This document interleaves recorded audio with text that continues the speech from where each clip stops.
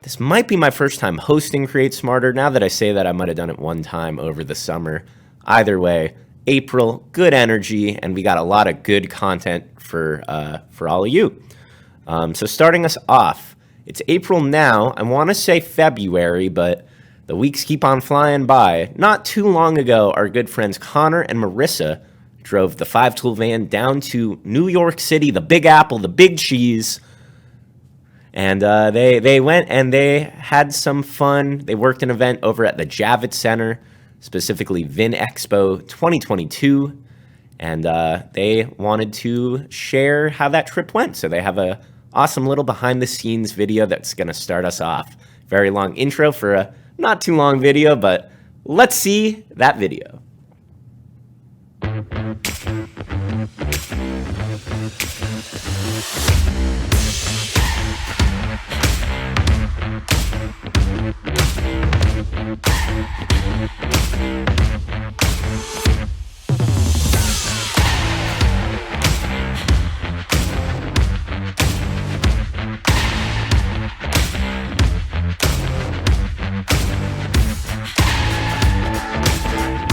Hey guys, Marisa and Connor here. We're having a lot of fun, a lot of wine, a lot of smelling of wine, a lot of spilling of wine. We're getting for cool interviews, recording some master classes, conferences, and other such events, and it's gonna be a cool couple days. And already getting some cool photos. Click, click.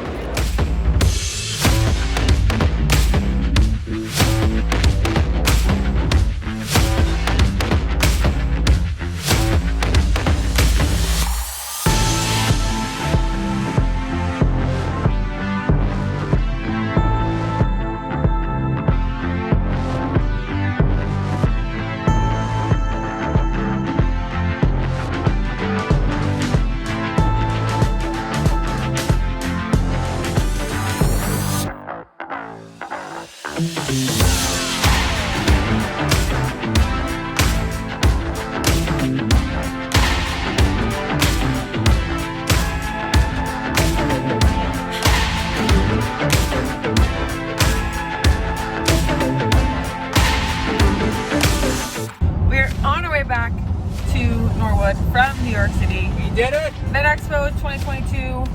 Check that off. How'd it go, Connor? Kicked butt. Shout out to all our friends at DivCom. They take real good care of us and make it really easy. So yes, they do. We're excited to get back to the office and get working on their vids to make them just as great.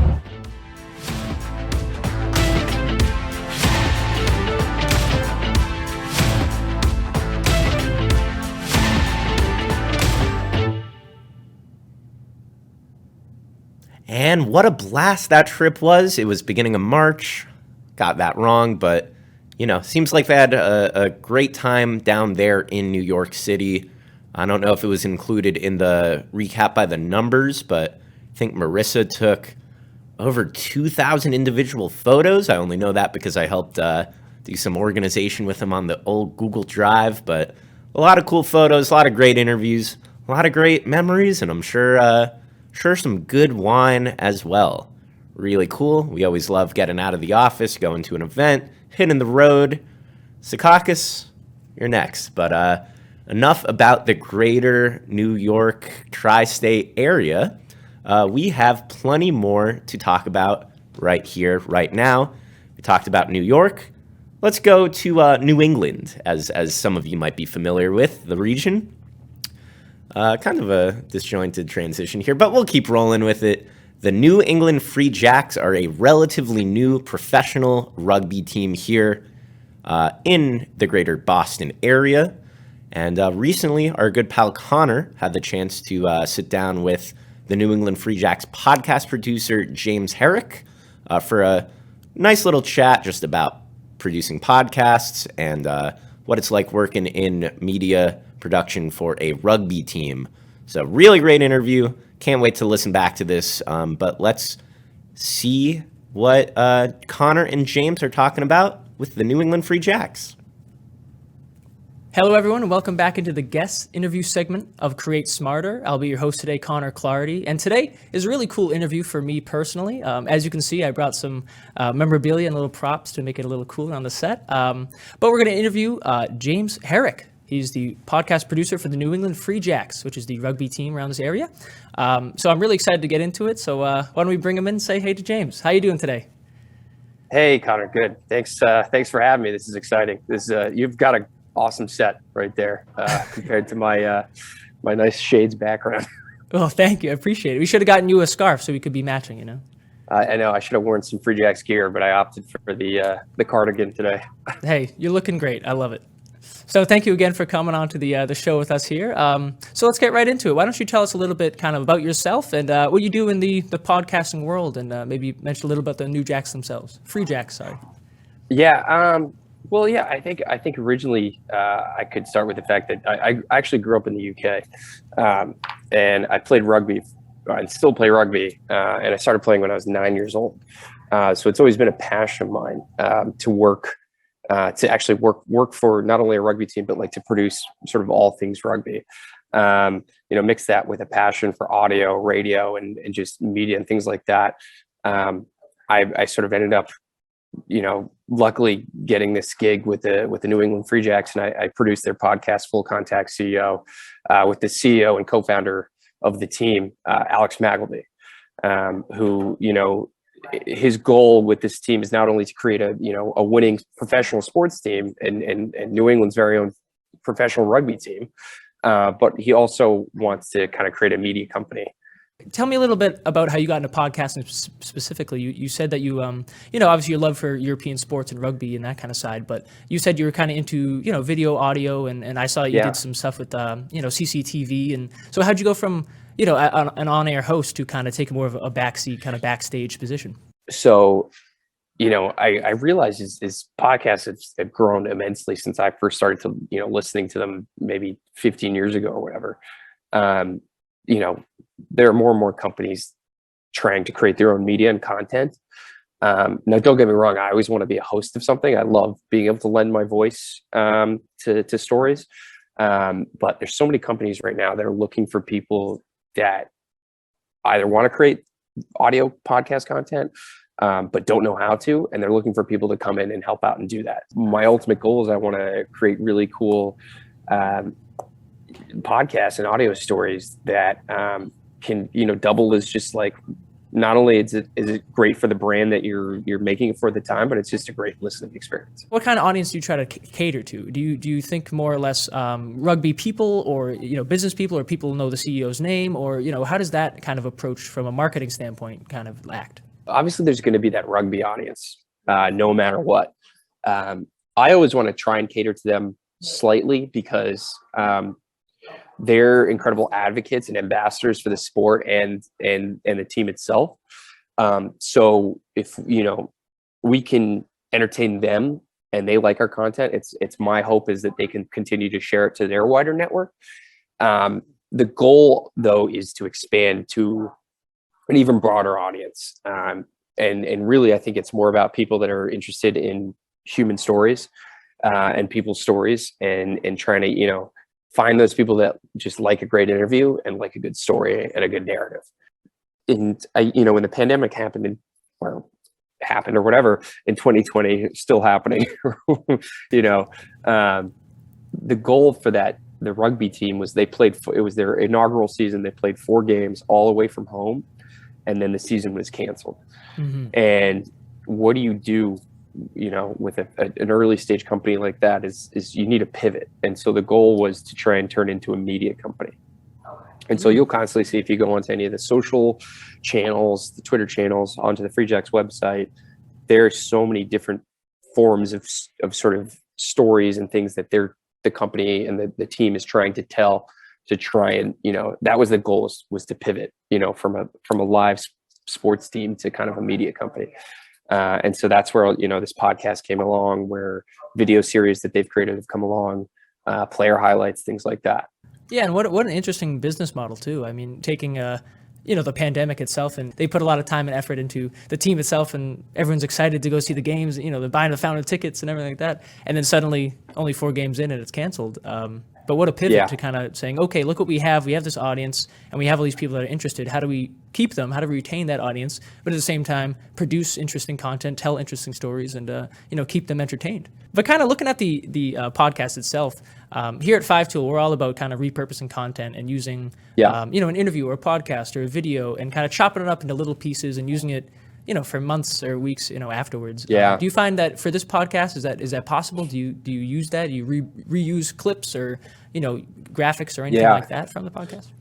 Definitely. I mean, and right now it's a one-man job, so I'm doing everything from booking guests, make sure I'm scheduling mags, we call them, the CEOs, making sure his calendar is in order with that, doing all the research, writing basically the show outline, recording it, editing it, doing all the video promotion, all the marketing. So a big part of it is, having that video aspect, and being able to cut up interesting clips and then use that on our social media platforms to try and push, to get more listeners and to push the podcast out there.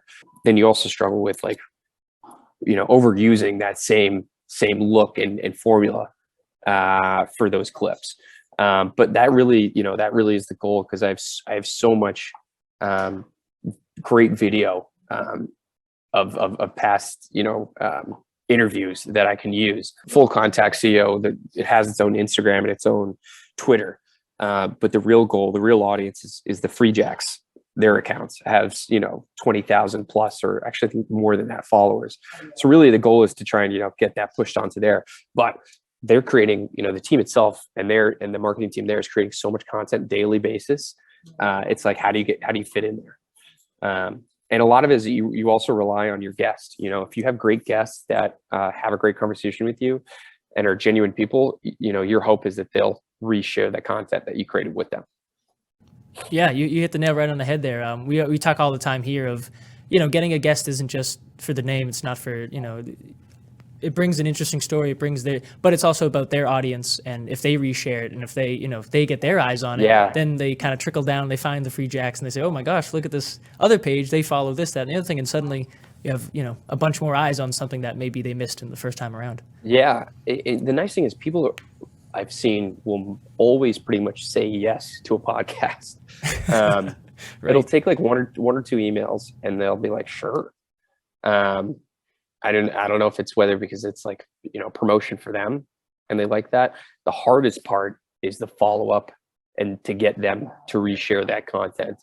But I guess my final question for you, and we kind of ask this to all the guests we bring on the show, James, how do you create smarter?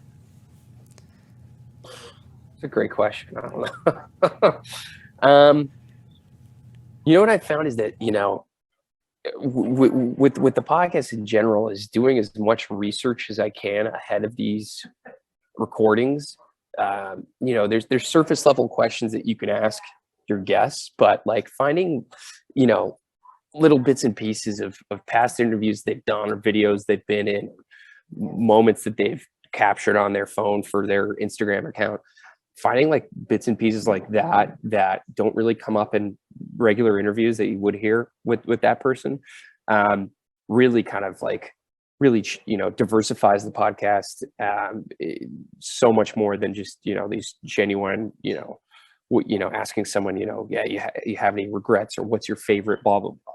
Doing your research and finding these interesting bits and pieces that you can bring up with these guests just creates a far more interesting podcast in general for not only the listener, but I think the guest as well enjoys it far more. And if you have a happy guest, you're gonna have a great podcast. You said it right there, my friend. I love it. You can put that on a t-shirt. Yeah. Happy right? guest, better podcast. There you go. Yeah, exactly. I love it. Well, thank you so much, James. It's been a pleasure talking to you. It was a pleasure to meet you as well.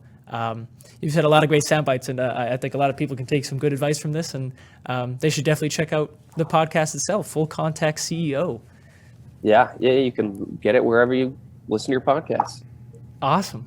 Well, James, thank you so much again for joining us on Create Smarter today. It's a pleasure, and thank you all for watching. So I'm going to throw it back to the host now, and see you next time. Hey, thanks, Connor. That's me. I'm the host. That was an awesome conversation. Thanks again to James Herrick of the New England Free Jacks for having that conversation. Definitely check out Full Contact CEO, as well as all their other media on all their social medias. And yeah, great conversation. Talked a lot about having a great guest and just having the conversation lead the way. I think we can tell just that happened in that conversation right there. Wasn't a podcast, but will probably be repurposed as one. That's how we create smarter. And now, bringing us to our final big ol' segment of the show, we want to practice what we preach. We do some podcasts here in Five Tool Land as well. Tyler and Phil are going to be making a triumphant return to the podcast space. Specifically, we pre-recorded a bunch of conversations a couple weeks ago that now we're turning into social posts and podcasts and everything like that. So I believe Marisa had the pleasure of editing down one of their conversations. I think it's about measuring your content. So let's go see what good old Phil and Tyler have to tell us about that. Hey there, everyone. Tyler Pyburn here with Phil DiMartino. We're both from Five Tool Productions, and today we are talking about measurement of your content. And not just that it's important that you need to measure, but how you're actually measuring is also wildly important. And this kind of stems from an article that I read on Moz.com. So Moz, SEO Moz, they are just a fantastic company that focuses on SEO. So all the things, the keywords that you use and put on your website to make sure that you're being found by way of search. Right. Now, what's interesting about that, they started talking and going down a rabbit hole of, not just measuring conversions site-wide, but measuring the impact of content based on intent. Mm-hmm. And I found that really interesting because so often we look at the whole thing and say, how did this piece of content do? How are we converting on the site? Well, on a website, individual pages have different means and have different people that they're targeting. And we literally just walked out of a meeting 20 minutes ago talking about, well, you need to serve the right content to the right people.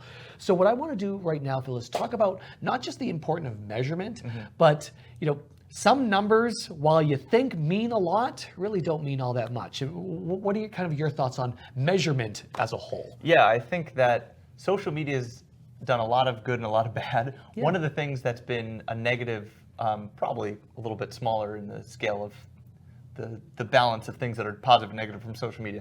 Anyway, I'm getting off track. One of the things that's been maybe a negative from a marketing standpoint with social media is that there's these metrics that are really easily available and publicly mm-hmm. viewable.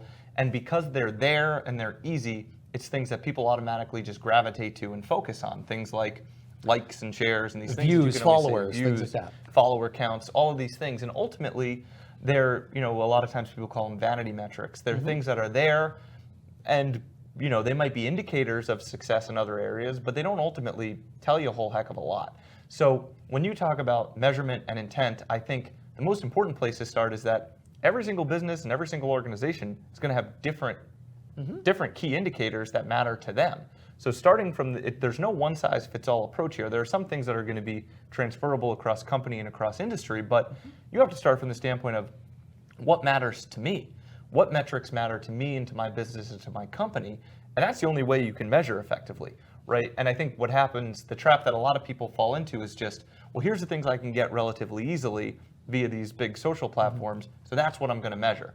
But ultimately, that might not matter to you at all. Yeah, what's really interesting is for us, one of the questions we always encounter when we're talking to people is, how many people watched? Mm-hmm. Is that good? Yeah. Is that a good number? Right. It's tough to say because it's so subjective too, right? A great number, what I think might be good, might not necessarily be great for your organization or vice versa. You might have thousands of people tuning in, but if it's not the right audience that's actually watching, who cares? It doesn't matter. If your audience is, 40 to 50-year-old females, if you have 10,000 views from 13 to 15-year-old males, that might not necessarily be what we're really looking for. Right, That's not a good thing. You go into old school rating systems for TV and radio, and they break it down by That's demographics, how they break just it like by that. demographic. So even going back, those are standard, views or listeners or whatever.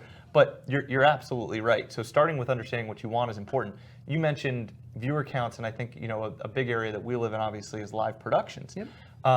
Number of views is something you should go into it understanding a rough idea of how many people do I want to come to this, right? And how many people am I marketing to get this? How many people have I signed up for this? How many people are that interested? If you have a list of 1,000 people that are, these are people who I think are good potential people who might tune into this broadcast, and you broadcast it and 500 people tune in and they watch the whole show, you're not going to be disappointed that you didn't get 1 million. You're going to be thrilled that you got 500 of the right people to tune in and watch your whole show.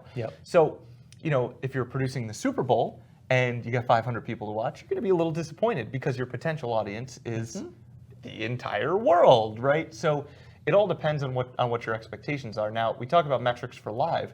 One of the big things that we always focus with that I think is transferable across different companies and industries, regardless of the number of people who watch or who they are or whatever it is average time spent watching its audience. I was just going to say the exact same thing. And if you're producing long form content or short form content, but it's more easily, it's easier to check on this if you're doing an hour plus show or something like that. Audience retention. How long did the average person stick around for your show? And that at least gives you a sense of... That will tell you if that content is good or not. Is it People relevant? enjoy it. Is it relevant to the audience that you put? Exactly. If you do an hour-long show and 100,000 people tuned in, but the average watch time was 3 seconds, not the best.